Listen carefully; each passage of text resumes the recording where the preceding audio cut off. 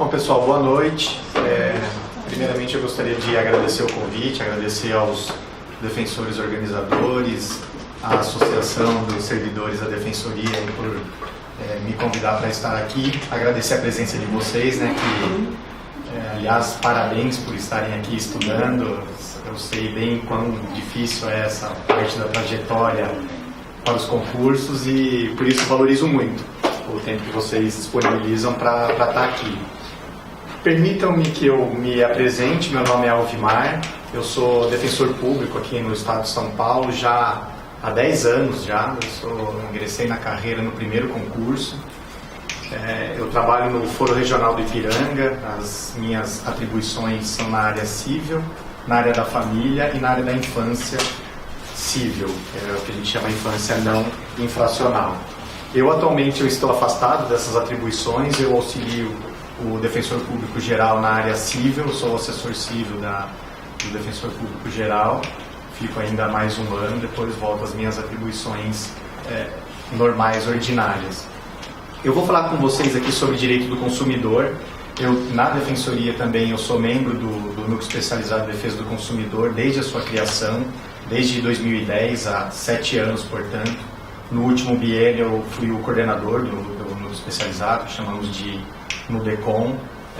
Dou aula em curso preparatório para concurso na área do direito do consumidor.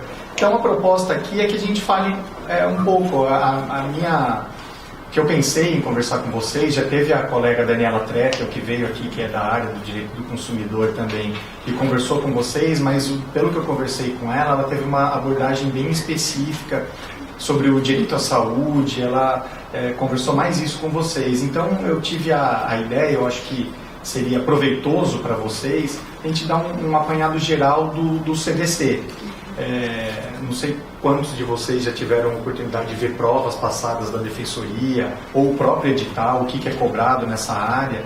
A área do direito do consumidor, ela está dentro da área de direitos difusos e coletivos, mas é uma matéria autônoma, à parte, que se relaciona ali com o direito civil, com o direito processual civil, o próprio direito do consumidor autonomamente. Então, eu penso que, para que vocês tenham uma visão mais sistêmica, falar algumas generalidades aí do Código de Defesa do Consumidor.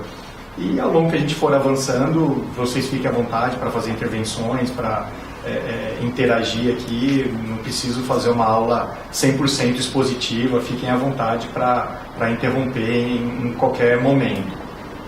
Como eu vinha falando para vocês, as provas da Defensoria, não sei quão já familiarizados vocês estão com elas têm uma característica própria. E isso eu falo assim das defensorias estaduais, dos concursos que a gente verifica, de como é montado o próprio edital e como as provas têm sido feitas. Eu diria que dentro aí das carreiras do sistema de justiça, defensoria, magistratura, Ministério Público, as provas de ingresso na defensoria têm uma identidade, uma característica bem própria.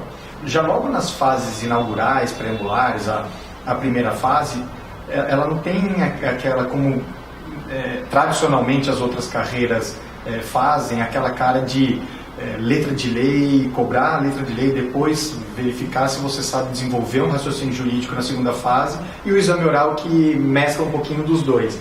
As provas das defensorias, aqui em São Paulo é assim, nós já tivemos 7 concursos aqui no estado, todos seguiram essa linha. As outras defensorias que estão fazendo concurso seguem também aí mais ou menos a mesma linha. A questão principiológica já é requisitada, o conhecimento principiológico, não só do instituto jurídico em si, que é óbvio que é importante que nós saibamos, dentro da área do consumidor, por exemplo.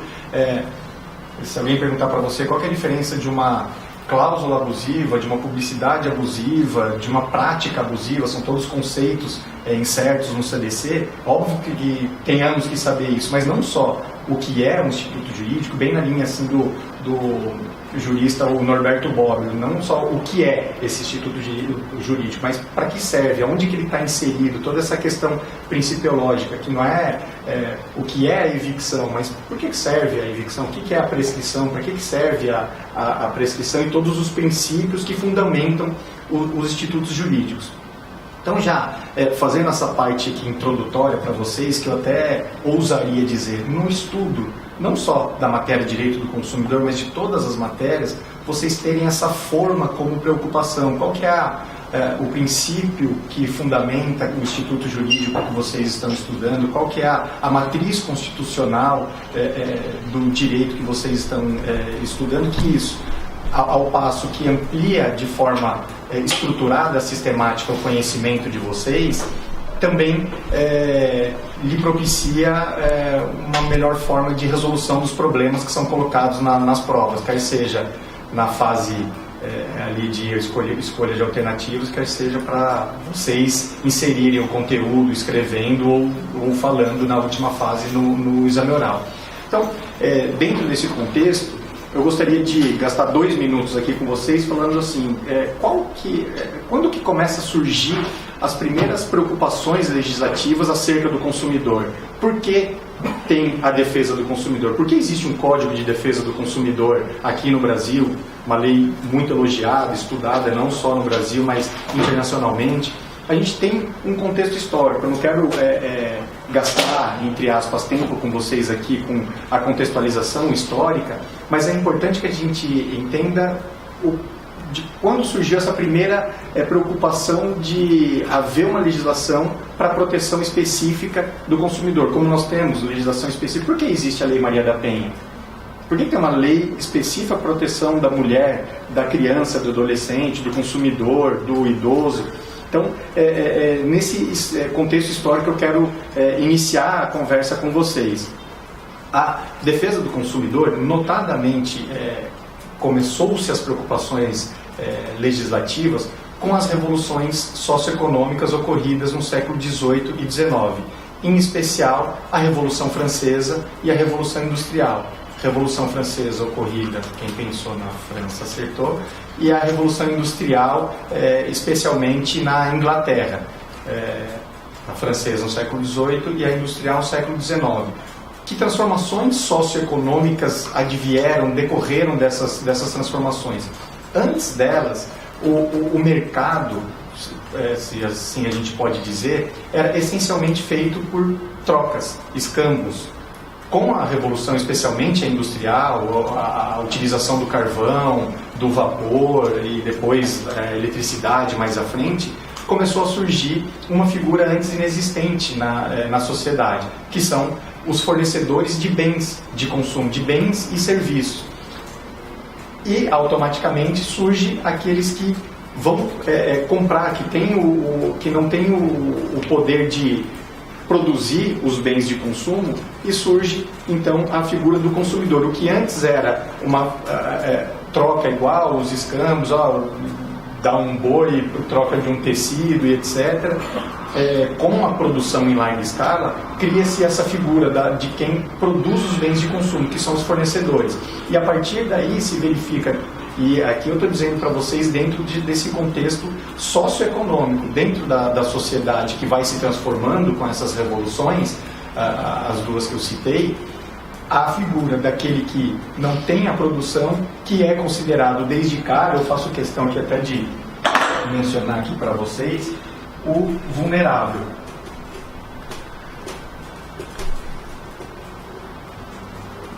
O consumidor como vulnerável. Qual conteúdo eu gostaria que vocês tivessem em mente quando a gente pensa, o consumidor, então a figura que nasce na sociedade considerada vulnerável. O vulnerável é aquele que não tem a capacidade de defender por suas próprias forças. Ele então não detém nenhuma das técnicas de produção, nem o que produzir, como produzir, quando produzir, por quanto produzir, como colocar à venda, quando colocar à venda. Esses poderes começam a diferenciar a sociedade, só estão na mão dos fornecedores que crescem economicamente, já tem essa diferença econômica e de poderio dentro do mercado de consumo, e nasce a figura, portanto, desse ente vulnerável, aquele que não pode se defender por si só, que é o consumidor. A partir daí que surgem, então, as necessidades de se ter legislações que protejam essa camada da sociedade que surge a partir de então. Vamos dar um pulo bem grande e já passar aqui, até antes mesmo de ingressar ao Código de Defesa do Consumidor propriamente dito, a matriz que o CDC, o Código de Defesa do Consumidor, tem na nossa Constituição de 88. O primeiro artigo que eu cito da Constituição é o artigo 5º, inciso 32.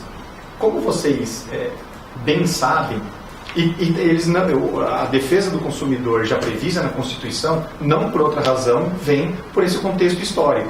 Quando a Constituição de 88 foi pensada, né, que antes de 88 foi pensada, foi justamente já dentro dessa lógica social, né, 88 para cá não é muito longe, mas dentro dessa lógica social da necessidade de defesa do consumidor. Como vocês, melhor do que eu, sabem, o artigo 5º é o artigo que veicula os direitos e garantias fundamentais, que veicula as cláusulas pétreas. Então lá, falando, já começa com aquela ciosidade do legislador constitucional originário de promover a igualdade. Então já logo no caput do artigo 5º a gente vê que a preocupação com a igualdade material, ela é até repetida, né? Que todos são iguais perante a lei, sem distinção de qualquer natureza. Só aí a gente já está falando, expressando a igualdade em duas vezes, né? Todos são iguais perante a lei, sem distinção de qualquer natureza, garantindo aos brasileiros, estrangeiros, residentes no país, a inviolabilidade do direito. Vida, liberdade, igualdade, novamente, segurança e propriedade. Aí depois começa lá os incisos do artigo 5º, todos considerados cláusula pétrea. No inciso 32 está lá: o Estado promoverá, na forma da lei, a defesa do consumidor. Aqui eu já faço uma pausa com vocês para uma reflexão. Que conteúdo jurídico a gente tira daí? O Estado promoverá, na forma da lei, a defesa do consumidor. É engraçado, quando eu pergunto isso, o primeiro pensamento, acho que de forma automática, que vem para a gente o Estado tem que criar uma legislação para defender o consumidor. O Estado defenderá, na forma da lei, o consumidor. Depois da Constituição de 88, nasceu o CDC. O CDC é a Lei 8.078 de 90, 2 anos após a Constituição. Para quem quiser decorar aí de quando é o CDC, ele é de 11 de setembro, né? O famoso 9/11. Ele é de 11 de setembro de 1990, 2 anos depois da Constituição. Mas não é só isso. Aliás, um pequeno parênteses, o artigo 48 do ADCT, da Constituição, do Ato das Disposições Constitucionais Transitórias, diz que o Congresso Nacional deverá editar o Código de Defesa do Consumidor 120 dias após a promulgação da Constituição. A Constituição é de 5 de outubro de 88. Por esse comando do artigo 48 da ADCT, o Código de Defesa do Consumidor deveria ser promulgado até fevereiro de 89. Ele foi promulgado em setembro de 1990, mas a doutrina entende que o artigo 48 é um comando constitucional cumprido, exaurido, muito embora teve esse atraso aí, legislativo. Mas voltemos aqui ao artigo 5º, 32. Da Constituição. O Estado promoverá, na forma da lei, a defesa do consumidor. Primeira coisa, eu disse para vocês, os direitos elencados no artigo 5º são considerados cláusulas pétreas. Então, primeira coisa, a gente sabe lá, pegar no artigo 60, parágrafo 4º da Constituição, ele elenca quais são as cláusulas pétreas. Como vocês bem sabem, os direitos previstos na Constituição que não podem ser mitigados ou suprimidos por intermédio de emenda constitucional.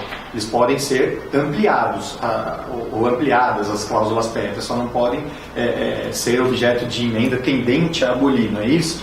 Então, o que são cláusulas pétreas? Vamos puxar lá pela memória. A gente tem lá a forma federativa de Estado, o voto com todos os seus qualificativos, né? O voto deve ser direto, universal, periódico, secreto, voto direto, secreto, universal, periódico, muito bem. A forma federativa de Estado, a separação dos poderes e os direitos e garantias individuais, né? Previstos lá no artigo 5º.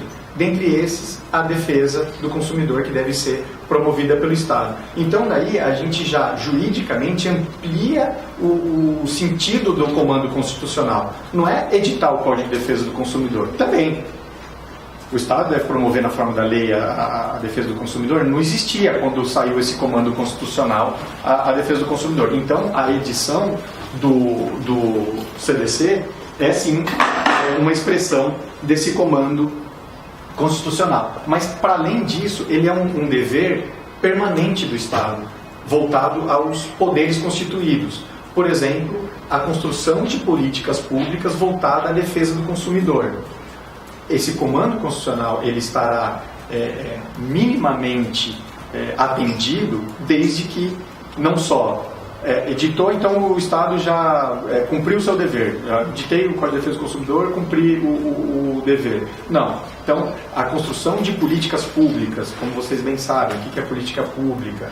São programas, né, de governo tendentes a efetivar direitos fundamentais, e a defesa do consumidor, não nos esqueçamos, é um direito fundamental.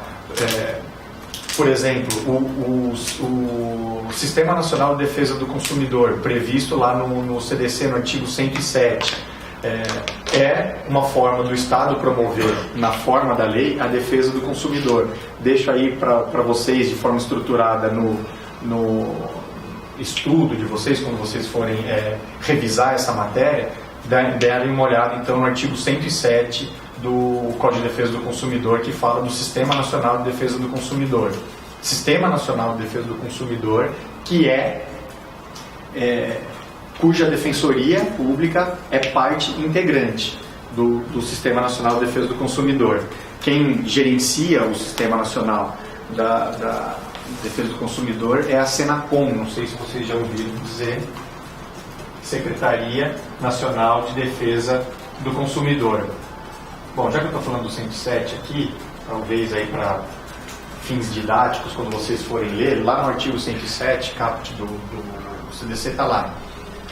O Departamento Nacional de Defesa do Consumidor, que deverá gerenciar, organizar a política nacional, o Sistema Nacional de Defesa do Consumidor, fala assim, então, o Departamento Nacional, que é vinculado à Secretaria de Direito Econômico do Ministério da Justiça, ou outro órgão que venha a substituir.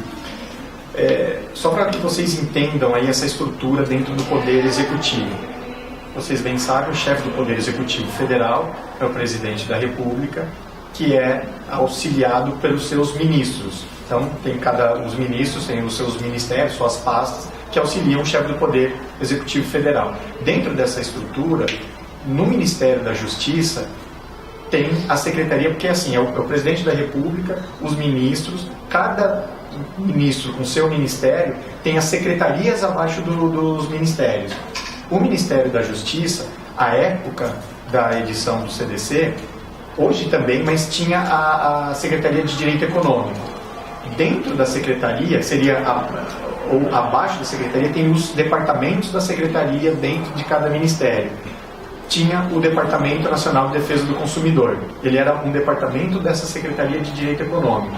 É como está estampado no artigo 107, lá a estruturação primeira do Sistema Nacional de Justiça. Tudo isso aqui, eu estou falando para vocês, é uma preocupação inicial para que a gente tenha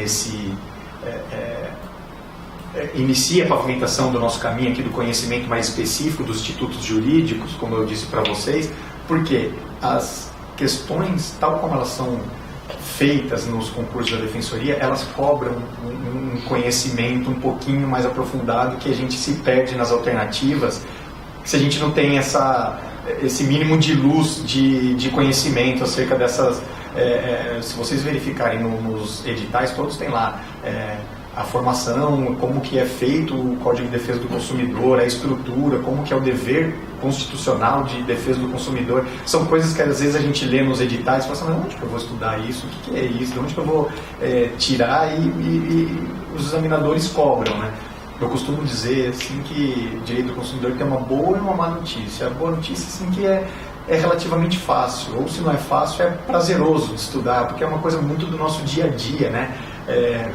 Quando vamos estudar os recursos extraordinários, fala, puxa, mas quando será que eu vou manejar um recurso extraordinário e todos os requisitos de admissibilidade internos e externos ficam numa coisa meio distante. A maioria dos institutos de direito do consumidor é o que a gente vê no dia a dia ali, né? Então, penso eu, não sei se eu já estou vendo com uma visão muito já contaminada de estudar há algum tempo, mas é uma coisa que nos parece mais próxima, mesmo a vertente processual do direito do consumidor. Mas, voltando então a essa explicação, à época então tinha esse departamento dentro da Secretaria, dentro do Ministério da Justiça. Hoje, esse departamento nacional ele foi alçado a um status de secretaria, que é justamente a Senacom. Então hoje existe um aumento de status aí dentro do aparato federal aí do executivo. Foi então tem a Secretaria Nacional de Defesa do Consumidor dentro do Ministério da Justiça, que é quem coordena o Sistema Nacional de Defesa do Consumidor. Como disse para vocês, de que faz parte os órgãos públicos de defesa do consumidor, a Defensoria Pública, o Ministério Público, as associações de defesa do consumidor, que tudo isso vem dar expressão ao comando constitucional do artigo 532, que é a matriz aqui do que a gente está vendo agora. Além disso, outro conteúdo jurídico que a gente tira daí, para que vocês entendam, quando nós lermos o Estado deverá, na forma da lei, promover a defesa do consumidor. Por exemplo, a criação da Senacom é uma expressão, uma materialização do comando constitucional, de tirar, de ser um mero departamento e ter um status de secretaria, que tem muito mais autonomia ali dentro do aparato executivo federal.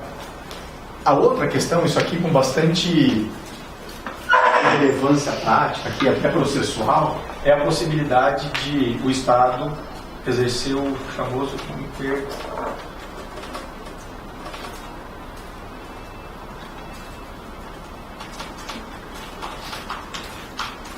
ou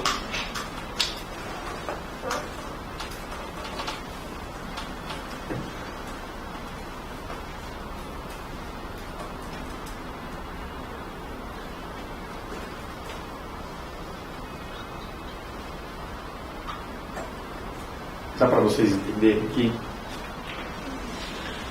A mitigação da autonomia privada da vontade e o intervencionismo estatal. O que significa isso? E aqui eu trato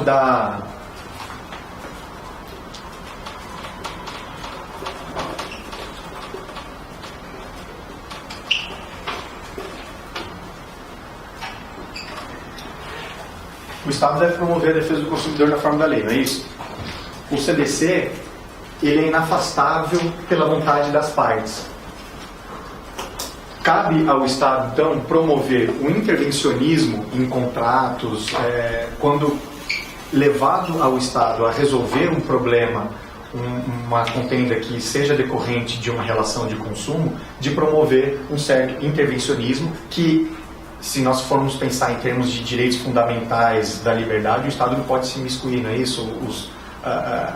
As atividades negativas do Estado para que aquele direito seja verificado. Aqui, o direito do consumidor tem uma outra lógica. A liberdade estará garantida desde que o Estado não faça nada para que você exerça a sua liberdade de ir e vir, permanecer, etc. Né? Isso, os direitos fundamentais de primeira geração.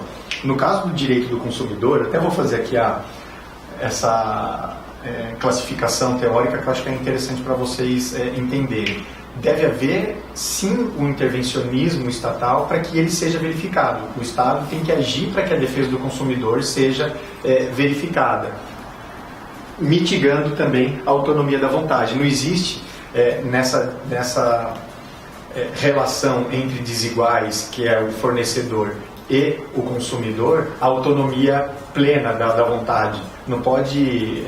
por exemplo, um contrato feito, o famoso contrato, fez leis entre as partes, uma pessoa maior, capaz, todo previsto lá os requisitos do artigo 104 do Código Civil de objeto lícito, agente capaz, forma não prescrita ou defesa em lei. Então é um ato jurídico perfeito, a autonomia da vontade, não tem nenhum vício de consentimento, etc. Não é bem assim.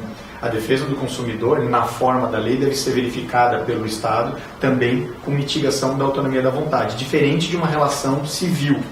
A relação civil a gente aprende isso, está lá no artigo 104, válido, em vigor, tudo bem, relação entre iguais. Dada essa íncita desigualdade na relação do consumidor, que é o ente vulnerável, que não pode se defender por si só, há a possibilidade desse intervencionismo estatal e da mitigação sempre visando a proteção de promover a igualdade material ao caso concreto. Tá? Então, são esses as questões que eu queria colocar para vocês aqui sobre o artigo 5º e 32. Talvez aí até voltando um pouco acerca de uma classificação de onde ingressa o direito do consumidor na evolução dos direitos fundamentais. Eu aqui, sem querer me imiscuir na área dos professores aí de direito constitucional, mas a gente sabe, a gente pode pôr aqui séculos 18, 19 e 20. Isso aqui é uma evolução dos direitos fundamentais.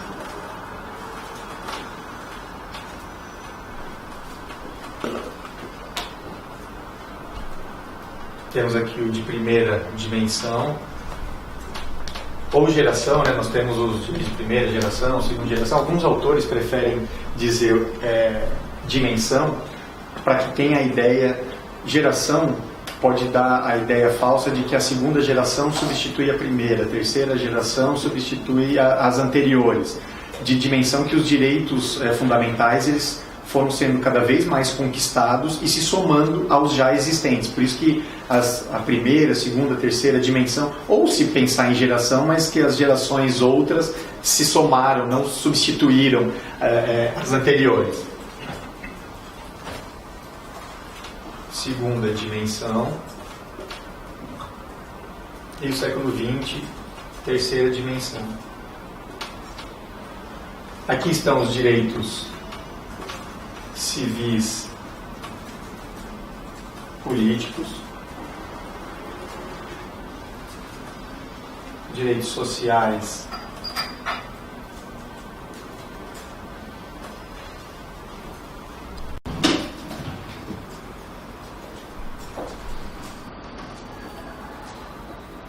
e o direito de terceira dimensão são os direitos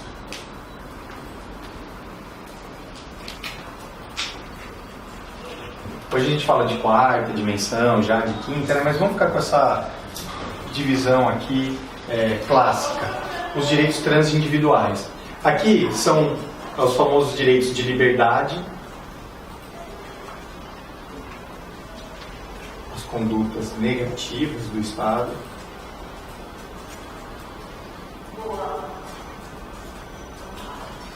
os direitos que promovem aí, né, a igualdade, que dependem de uma atuação positiva do Estado.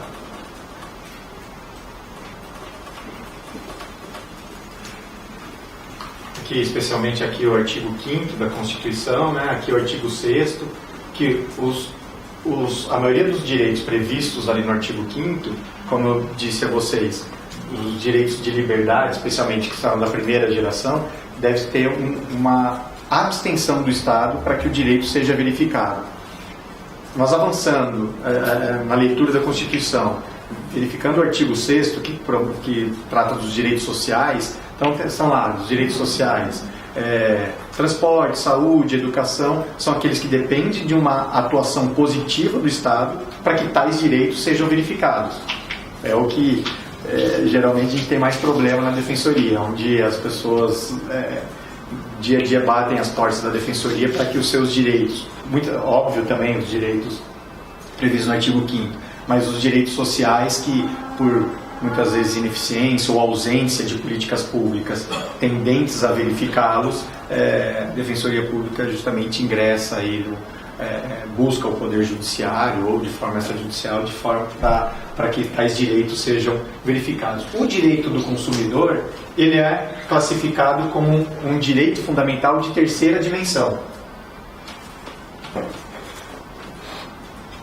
Direito do consumidor, direito ambiental, são direitos transindividuais. Aqui é interessante fazermos uma nota. O direito do consumidor, o CDC, ele é expresso nessa forma, ele pode ser exercido de forma individual ou coletiva. É que a defesa do consumidor, como um instrumento de pacificação social, ele é mais efetivo quando a gente pensa pela sua esfera coletiva. Óbvio que se um consumidor X tem um problema, a Defensoria, os órgãos de defesa do consumidor atuam. Só que a defesa mais eficaz, estrutural do consumidor, ela é verificada mais de forma transindividual, de forma coletiva. É o que a gente costuma dizer, é muito comum no mercado de consumo, que é um mercado de massa grande, como vocês conhecem, ter as famosas microlesões, que, se individualmente consideradas, elas não são levadas ao Poder Judiciário. Imaginem um banco com 1 milhão de clientes, uma operadora de plano de saúde com 1 milhão de clientes, que cobre 1 centavo a mais na conta de cada pessoa. Aí essa pessoa que teve 1 centavo a mais, que seja 10 centavos, ou que seja R$1, que seja R$10, será que agora R$1 vezes 1 milhão de clientes é um problema de 1 milhão por mês? Se for 10 centavos, será um problema de 100 mil por mês. Se for R$10, serão 10 milhões. Se forem 20 milhões de clientes, então por aí vai. Essas microlesões, quando observadas de forma coletiva, que ganham uma maior relevância. Agora imagine você ingressar com uma ação individual e falar assim: olha, já faz 3 meses que a empresa X cobrou R$1 a mais, portanto eu quero ser ressarcido nos termos do artigo 42, parágrafo 1 do CDC, o dobro do que eu paguei a mais. Tá bom, R$6. Então, só para a gente ilustrar aqui, mas dentro dessa perspectiva de classificação dos direitos fundamentais, o direito do consumidor entra aqui. Já vi algumas perguntas com essa base mais teórica questionar esse tipo de conhecimento. Aonde que se insere aí o direito do consumidor? Eu queria, acho que vou, até para não me omitir com vocês, antes de tratarmos aqui do CDC, que eu já quero entrar, apenas citar alguns princípios constitucionais que espraiam efeitos na defesa do consumidor. O primeiro deles, como não podia deixar de ser, é o princípio da dignidade da pessoa humana. Como vocês já estão cansados de saber, o princípio da dignidade da pessoa humana é previsto ali no artigo 1º, que trata dos fundamentos da República. A República é fundamentada pelos princípios que ali estão dispostos. Então começa lá a soberania, a cidadania, a dignidade da pessoa humana, a valorização do trabalho e o pluralismo político. Eles são os fundamentos que regem a República Federativa do Brasil. A dignidade da pessoa humana é um desses fundamentos, que não se confundem com os objetivos lá do artigo 3º. Isso é o que fundamenta a República. Os objetivos é o que a República busca atingir. Então a dignidade ela já deve ser verificada. Dentro da dignidade, o que eu diria que dá recheio ou significação ao princípio da dignidade da pessoa humana, eu diria uma tríade de direitos, que é a vida, a saúde e a segurança. Vida, a saúde e a segurança. E essa tríade de direitos são os direitos base, o primado de direitos que vão ser sustentáculo de todos os instrumentos de defesa do consumidor, de todos os institutos jurídicos de defesa do consumidor. Se formos ler o artigo 6º do CDC, que elenca, eu não vou ter tempo de falar aqui nesse encontro com vocês do artigo 6º especificamente, mas estão lá. O artigo 6º ele veicula os direitos básicos do consumidor, básicos que devem ser entendidos como os direitos fundamentais do consumidor. a dignidade da pessoa humana ali, ela permeia todo o artigo 6º.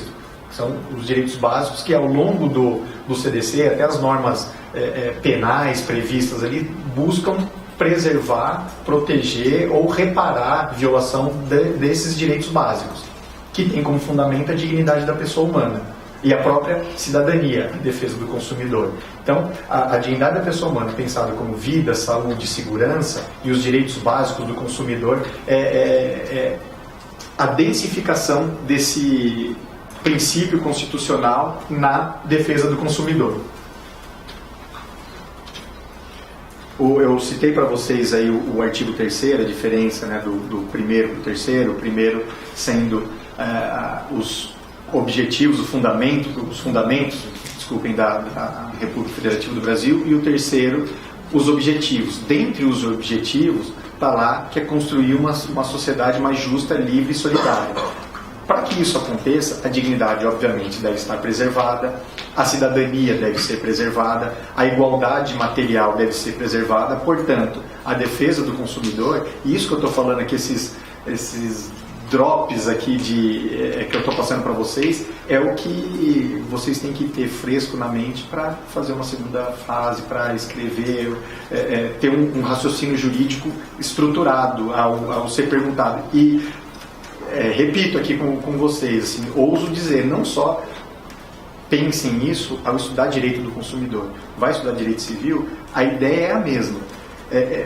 Quando a gente começa a conceber isso de uma forma mais sistemática ou holística do estudo do ordenamento jurídico, que a gente começa a depois não ter mais aquela disparidade, né, que é muito comum, assim. Eu comecei a estudar, eu não sabia qual que era o recurso que cabia. Se alguém falasse, qual que é o recurso que cabe da sentença? Apelar, Então, eu falo isso porque assim, eu lembro de todos os meus estágios do estudo, e quando a coisa começa a ficar mais clara. Você começa a fazer umas provas e fala assim, mas eu estudo tanto, e é uma diferença tão grande do meu conhecimento com o que é cobrado. Esses cuidados ao estudarmos, não só...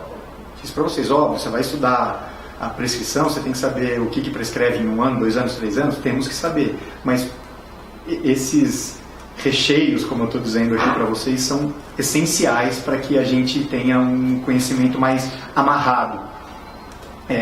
Por isso eu acho muito importante aqui, ainda que eu estou falando de forma rápida para a gente ingressar aqui no CDC propriamente dito, considero que é muito importante que vocês tenham esse cuidado ao estudar as matérias todas, né? Então, porque o desvalor da conduta numa parte de direito penal ali, quais são todos os princípios ali que estão amarrados ali, que dão sustentáculo a cada um desses institutos ou assuntos jurídicos. Mas só para fazer mais essa menção aqui para vocês.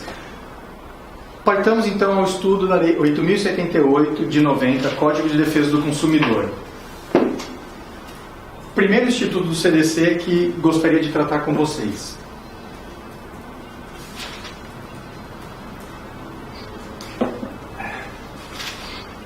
O artigo inaugural do CDC, artigo 1º. Me permitam a leitura. Artigo 1º. O presente Código estabelece normas de proteção e defesa do consumidor, de ordem pública e interesse social, nos termos do artigo 5º, 32, que é o que a gente tratou aqui bem, artigo 70, inciso 5 da Constituição Federal e artigo 48 de suas disposições constitucionais transitórias. Vamos secar esse artigo. E é outra coisa também, né, que ao longo do estudo a gente vê, fala, puxa, mas eu já li isso aqui 300 vezes, aí às vezes na 301 que você percebe, é o mesmo texto, e aí você fala, puxa, agora eu consegui entender um pouquinho mais daqui o que a lei está me dizendo. Então vamos começar a fazer esse estudo. A gente leu aqui, parece um artigo ou uma norma jurídica que assim que não nos oferece tanta coisa. Primeira coisa, eu mencionei para vocês aqui no artigo 5º, em 32, aí ele fala aqui também, o artigo 170, inciso 5. O artigo 170 da Constituição é o que trata da ordem econômica. É o primeiro artigo do capítulo da ordem econômica da Constituição. Então ele fala lá, a ordem econômica fundada na valorização do trabalho humano, na livre concorrência, que tem o objetivo de promover, dentre os ditames, olha que interessante, promover o bem-estar de todos. A ordem econômica, ela é fundamentada na livre concorrência, na valorização do trabalho do homem, que visa que todos tenham uma existência digna dentre os ditames da justiça social. Isso é muito interessante. O artigo 170, e fala, a ordem econômica, portanto, ela é fundamentada em quais princípios? Aí começa da soberania nacional, da propriedade privada, da função social da propriedade, e depois vem e fala, e a defesa do consumidor. Então vejam, a própria Constituição, a falar do desenvolvimento econômico, como o desenvolvimento econômico deve progredir, sobre quais balizas principiológicas, pois a defesa do consumidor, colocou ali a defesa do consumidor, querendo dizer,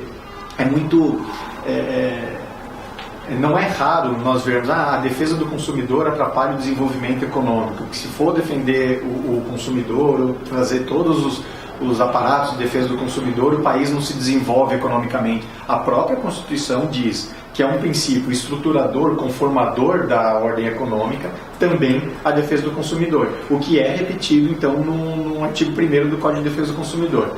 Então, mais esse artigo, tá? O artigo 5º, 32, o 170, inciso 5, defesa do consumidor também como um princípio da ordem econômica, e o artigo 48, que é considerado exaurido ali pelos doutrinadores consumeristas do ADCT.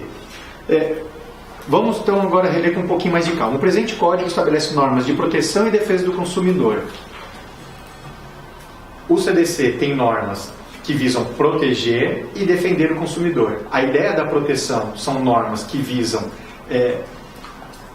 evitar violações aos direitos do consumidor, e tem normas também que, se eventualmente os direitos forem efetivamente violados, então a proteção um caráter preventivo, e a defesa do consumidor. Então o CDC possui normas que, uma vez violados alguns direitos do consumidor, normas que buscam dar efetividade na reparação daquela violação. Então normas de proteção preventiva e defesa do consumidor, repressiva.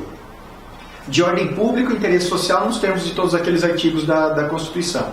Então, perguntas que eu faço para vocês aqui, duas provocações. As normas que o CDC, que o artigo 1º abre, então todas as que do artigo 2º ao último artigo do CDC, que é o artigo 112, por ali, assim, são normas de ordem pública e interesse social. O que significa dizer que o CDC tem todas as normas? Se você for ler o artigo 51, que trata das cláusulas abusivas, se for ler o 37, que fala lá da publicidade, qualquer artigo, artigo 6º dos direitos básicos do consumidor, são normas de ordem pública e interesse social.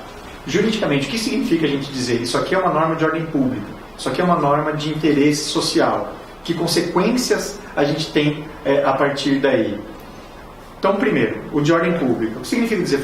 Direito básico do consumidor, a facilitação de sua defesa no processo com a possibilidade de inversão do ônus da prova. Todo mundo já leu isso em algum lugar. É direito básico do consumidor, proteção à vida, sua segurança, à saúde. Norma de ordem pública. As normas de ordem pública são aquelas de vigência obrigatória, de observância obrigatória. São as normas imperativas, cogentes, são todos sinônimos de normas de ordem pública, de observância obrigatória. Se a gente for fazer uma leitura negativa, são as normas não dispositivas. Volta ali aquilo que eu falei para vocês, o intervencionismo, a mitigação da autonomia da vontade. Então, essas são as normas de ordem pública.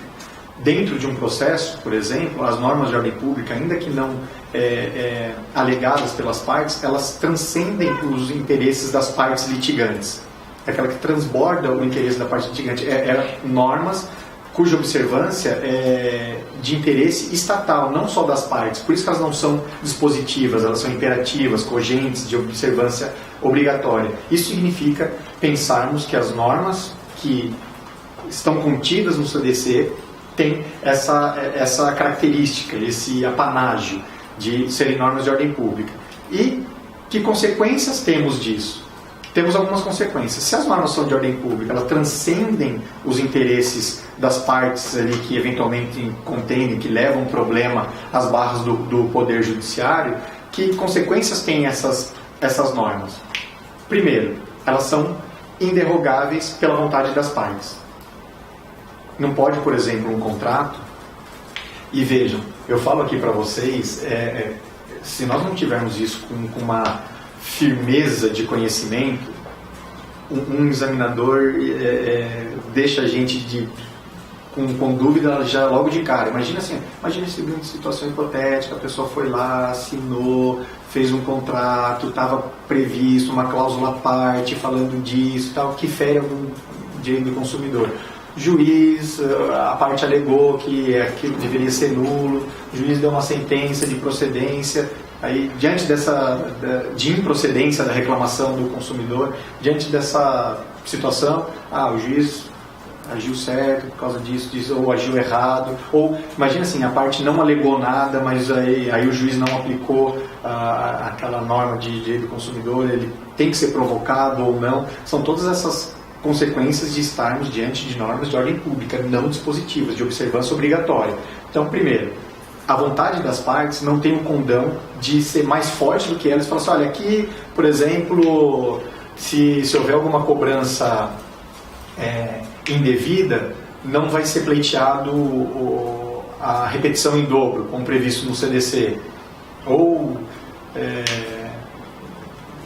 imagine uma cláusula contratual que, visando a continuidade do contrato, tem uma multa de 300% ao mês se o consumidor for inadimplente.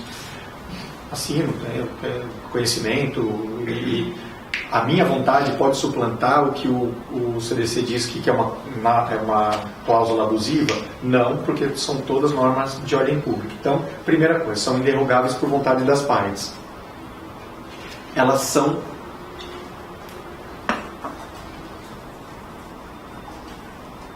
cognoscíveis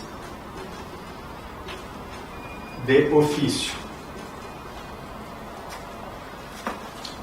A gente sabe, o Poder Judiciário, o Estado juiz, até por um princípio de segurança jurídica, ele só age quando provocado.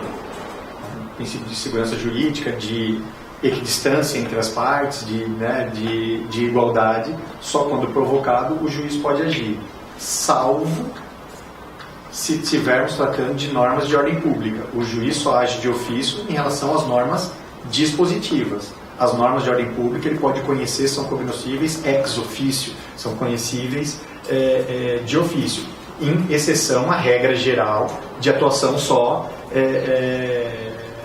por provocação. Ainda que não alegadas pelas partes, qualquer norma do CDC. Então, isso fique para vocês, quando vocês estiverem lendo o CDC, sempre lembrar disso. Todas as normas são de ordem pública e interesse social. Vou apagar aqui para ficar menos poluído.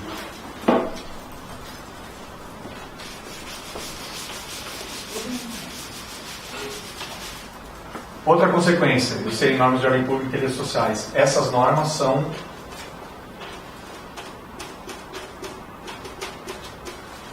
não preclusivas. Vamos lá, dar um passeio ali no processo civil. O que é preclusão no processo civil? Pergunta de exame oral. Doutor, então, o que é preclusão para você terminar o seu... Como a gente lembra lá do processo civil, a preclusão primeiro, a gente fala de preclusão sabendo que é um fenômeno endoprocessual. Ela pressupõe a existência de um processo. A preclusão é um fenômeno jurídico que ocorre dentro de uma relação processual. Né? Então, o que é a preclusão? É a perda da capacidade de você exercer um direito processual pelo decurso de tempo, tem todas aquelas divisões lá, preclusão temporal, lógica, consumativa. Então, é a perda da parte exercer uma faculdade processual. É isso. As normas de ordem pública, ainda que não alegadas, quer seja como elementos de fatos constitutivos do direito do autor, quer seja em defesa, elas não se submetem à preclusão. Por que mesmo? Porque elas se suplantam ao interesse das partes. é um dever, ou seja, um interesse do próprio Estado, artigo 5º, 32, interesse do próprio Estado de que as normas que protegem o consumidor sejam verificadas, normas de ordem pública. Então, elas não se submetem à preclusão. Pode até ter outra consequência processual, de multa, de se alegou depois, elas são cognoscíveis de ofício. Então, imagine se um autor não alegou na sua inicial, na inicial que ele delimita o que vai ser levado ao conhecimento do Poder Judiciário, não é isso? Imagine assim, eu fiz um contrato numa escola de inglês e informática e teve essa cláusula aqui abusiva, eu gostaria que fosse reconhecida a abusividade dessa cláusula. Em virtude disso, eu gostaria de... Ou imagina que não teve nenhuma prestação de serviço, eu gostaria só de ser rescindido o contrato e não pediu mais nada. O juiz pode, sem cair no problema de ser uma sentença extra petita, que não foi pedido, e falar assim, olha, então se aquela cláusula é abusiva, dela não se origina nenhum direito. Então o que foi pago por intermédio daquela cláusula pode ser repetido em dobro, foi um pagamento, uma cobrança indevida, ainda que o pedido fosse só para rescindir ali o contrato e não continuar a pagar. É possível isso. E vejam que temos que ter coragem de pensar isso, de escrever. O raciocínio eu estou tratando de uma norma de ordem pública. Eu estou, então, saindo da lógica de que a gente sempre está... E eu falo para vocês, assim, coragem, não só no concurso, porque ainda, infelizmente, a gente vê na prática toda aquela dogmática que estamos conhecidos. Pacta sunt servanda. Ou o pedido foi só esse, não pode fazer. E eu lembro, assim, há pouco tempo eu estava conversando com um juiz amigo que estava numa Câmara Recursal lá do Juizado Especial e estava reclamando justamente isso. Poxa, mas eu estou vendo um recurso aqui que o juiz de primeiro grau deu um monte de coisa ao consumidor que ele nem tinha pedido. A sentença está muito boa, está muito bem escrita, mas não tinha aquele pedido. Eu falei assim, então... Mas não é necessário, né? O pedido ali, justamente por toda essa questão, são normas de ordem pública, que podem ser conhecidas de ofício, em exceção. Essa norma de que o juiz só age de ofício, ela deve, obviamente, existir. Não pode existir um justiçamento aqui, né? Falar, isso aqui, você pediu isso, mas eu vou falar mais isso, ou então, né, não vou observar uma regra, não pode. Isso aí é um princípio, antes de mais nada, de própria segurança jurídica. Mas, nas normas de ordem pública, que é o caso do CDC, há a possibilidade de ser conhecido de ofício. Fica aí, então, o registro para vocês. Na prática, então, se abrir, por exemplo, um tópico numa inicial, dizer justamente isso. As normas de ordem pública e fazer alguns pedidos e, no caso, depois de um eventual recurso, não fico muito preso. Se eu pedir e ele conceder, a outra parte recorrer... É interessante o que é o ideal? O que é o ideal, num caso concreto, que sem a gente desviar muito? Ao ingressar em juízo, conhecer exatamente que normas foram violadas, elencá-las e pedir que, em nome delas, seja feitos os pedidos específicos. Agora, ainda que... Porque no direito do consumidor, a par das microlesões que eu falei para vocês, é muito comum que ele próprio exerça sua ingresso no juizado especial, por exemplo, que não precisa de capacidade postulatória para ingressar no juizado especial. Então, o consumidor, ao relatar, fala, olha, eu comprei lá e teve esse problema, o meu contrato é esse aqui. Se ele busca você lá na defensoria, vai lá e fala assim, então, doutor, fiz isso aqui, o ideal, se ele tiver assistido, que seja alegada. Ele não entra nem na discussão, falando, eu estou pedindo isso expressamente. Então não teria essa discussão de se foi uma sentença extra petita, se concedeu algo a mais ou não. Já espancaria do processo essa possibilidade de alegação de uma apelação do fornecedor réu, por exemplo. Agora, se não for pedido, as contrarrazões da apelação devem ser faladas nisso. A sentença não é extra petita, ela é escorreita justamente porque ela está aplicando o CDC, que é uma norma de ordem pública, além do interesse das partes que estão discutindo aqui. Tá? Então, outra consequência de estarmos tratando de normas de ordem pública, elas têm aplicabilidade imediata. Vejam, é diferente eu não estou falando retroatividade da lei, ou retrooperação da lei, como alguns costumam dizer. Ela tem aplicabilidade imediata. Isso ganha relevância porque no mercado de consumo, muitos contratos de consumo são de trato sucessivo. Pensem em telefonia, quer seja móvel ou fixa, saúde suplementar, aí, plano de saúde, fornecimento de energia elétrica, de água, de trato sucessivo. Então, uma norma, uma atualização do CDC, a própria entrada em vigor do CDC, ele é de 90. Então, imagine uma pessoa que tinha um plano de saúde anterior ao CDC, ao fornecimento de energia elétrica. Com a entrada em vigor do CDC, ele não gera efeitos retrooperantes, ou retroativos. Mas os efeitos dos contratos firmados antes do CDC, a partir da sua vigência, as normas têm aplicabilidade imediata. O que eu estou querendo dizer com isso? Não dá para se aplicar o tempus regit actum, sabe? O contrato foi feito lá atrás, sob a lei vigente ao seu tempo, se consolidou, então vamos seguindo as normas que eventualmente forem incompatíveis com a entrada do CDC, elas vão ser incompatíveis e serão nulas. Não dá para se alegar a continuidade dessas normas. Mais uma consequência, então, uma aplicabilidade imediata, e mais uma consequência é a prevalência quando em eventual conflito com outras normas que sejam dispositivas. O CDC aí teria prevalência quando em conflito com outras normas. As normas de ordem pública têm prevalência sobre as outras normas. Qual outra característica do CDC? São normas de ordem pública e interesse social.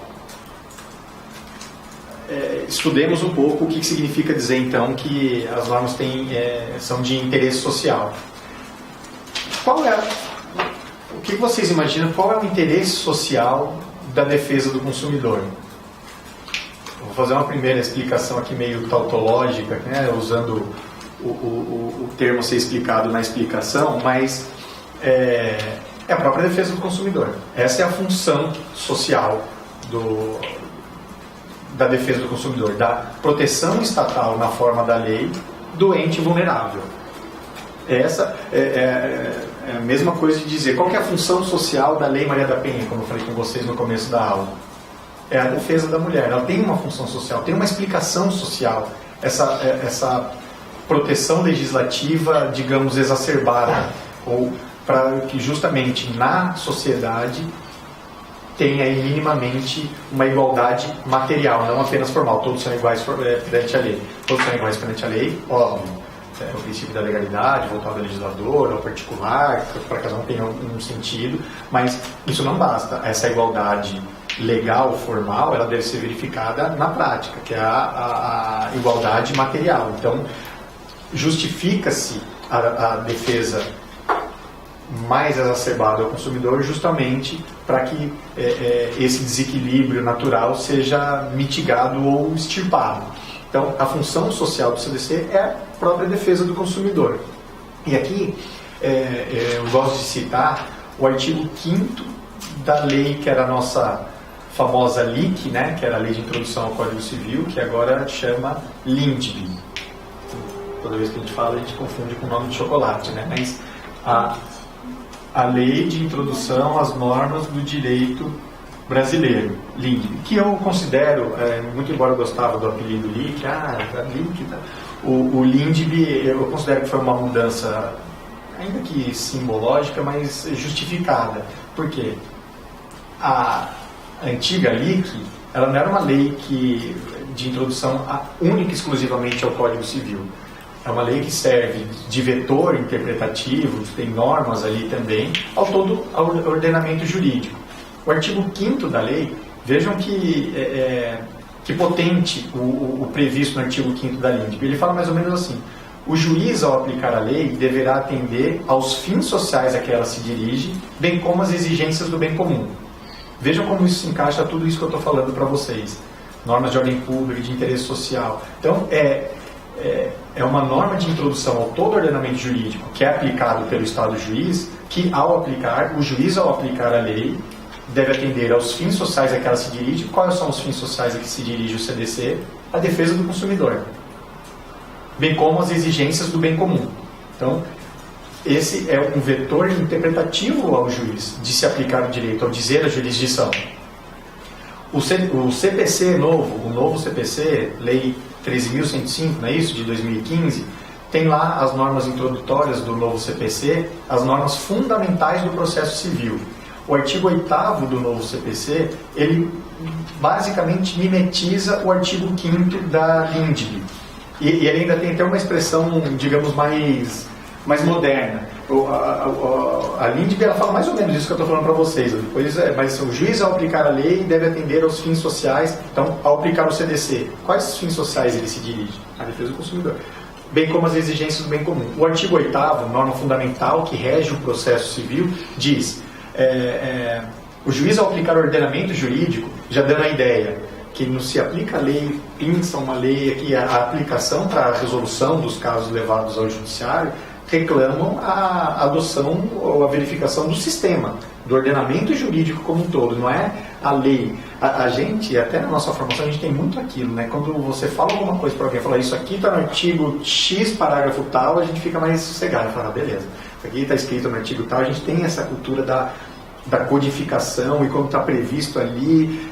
Vocês estavam falando de união estável, quais são os requisitos da união estável? Está no artigo 1723 do Código Civil. Beleza, então vou lá, procuro e acabou.